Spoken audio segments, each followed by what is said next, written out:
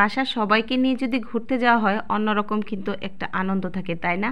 আর সেই ফাঁকে যদি ছেলে মেয়েদের পড়াশোনার চাপ একটু কম থাকে তাহলে মন চায় যেন কোথাও একটু ঘুরে আসি। প্রতিদিনই তো পড়াশোনা থাকবে, তার মাঝেও যেন 2-3 ঘন্টা যদি একটু সময় বাইরে দেওয়া যায় তাহলে মনটা কিন্তু অন্যরকম ফ্রেশ লাগে।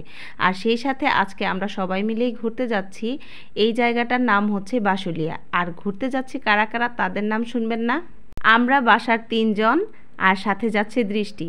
এই সব মিলে আমরা একটু ঘোরাঘুরি করব। আমাদের ঘোরার সাথে তো একটু একটু দৃষ্টি থাকবে।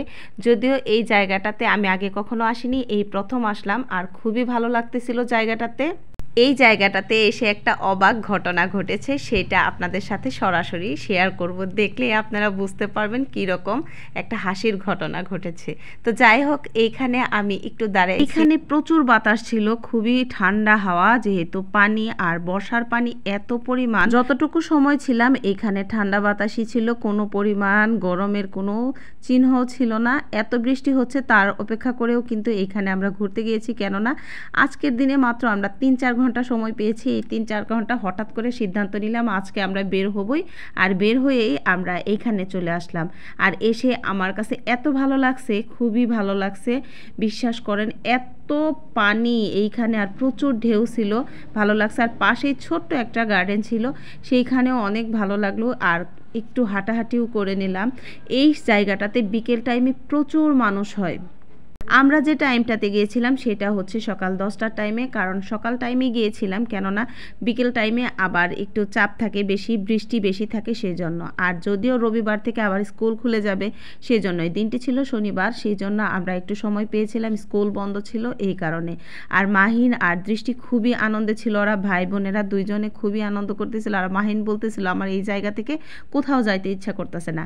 আর এইখানে তো দৃষ্টির সমানে ছবি তুলতেছে আর বলতেছে যে আমাদের এখানে যদি বাসা থাকতো কি যে ভালো লাগতো, ছোট্ট একটা ঘর থাকতো আর আমি বিকেল টাইমে এখানে দাঁড়ায় থাকতাম, আমার অনেক ভালো লাগতো। শুধু দৃষ্টি বলবে কেন, এদিকে মাহিনও সমানে বলতেছে আম্মু আমাদের এইখানে যদি বাসা থাকতো খুবই ভালো লাগতো, আমারও খুব ভালো লাগতেছে। ওরা কি বলবে, আমারই এত ভালো লাগতেছে এই জায়গাটাতে, বিশ্বাস করেন খুবই ভালো লাগতেছে। সামনে হচ্ছে রাস্তা, মানে এই রাস্তার পাশ দিয়েও পুরাটাই রাস্তা ছায়া, আবার এই পাশটাতে পানি, প্রচুর ঠান্ডা হাওয়া, খুবই ভালো লাগছিল। খোলামেলা একটা জায়গা, মানুষ টাকা দিয়ে কত জায়গায় ঘুরতে যায়, কিন্তু আমাদের আশেপাশে যে এত সুন্দর জায়গা আছে তা কিন্তু আমার জানা ছিল না। সত্যি খুবই ভালো লাগছে এই বাসুলিয়া জায়গাটা। আর এইখানে আমাদের সেই একটা ঘটনা ঘটেছিল, সেটা আপনাদের সাথে একটু শেয়ার করতেছি।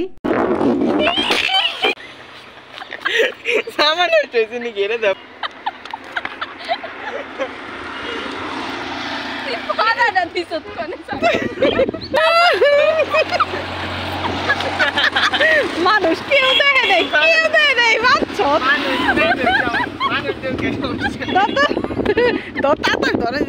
এই জায়গাটাতে কি হয়েছে আপনারা নিশ্চয়ই একটু বুঝতে পারতেছিলেন। আর আমিও এইখানে হেসে শেষ হয়ে যাচ্ছিলাম, কারণটা হচ্ছে মাহিন এখানে হুচট খেয়ে পড়ে গিয়েছিল।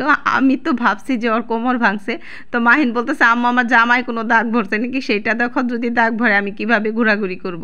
তো যাই হোক, এইখানে আমরা একটু হাসাহাসি করে দিলাম, তারপরেও যেন কোনোভাবে হাসি কারোরই থামতেছিল না মাহিনের এই ঘটনাটা দেখে। আর মাহিনও প্রচুর হাসতেছিল।